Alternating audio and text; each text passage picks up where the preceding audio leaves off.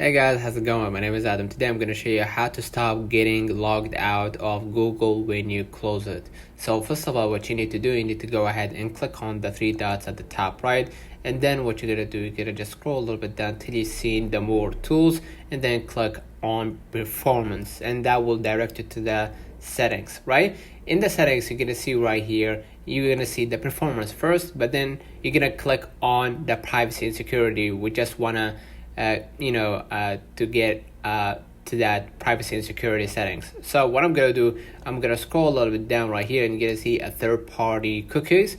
So I'm gonna click on it right here. And basically, what you're gonna do, you're gonna just allow the third-party cookies, and sites can use cookies to improve your browsing experience. For example, to keep signed in or to remember items in your shopping cart. So basically, allow that for it to happen. Okay, so let me know in the comments if this video helped you. Don't forget to like and subscribe, and thank you for watching.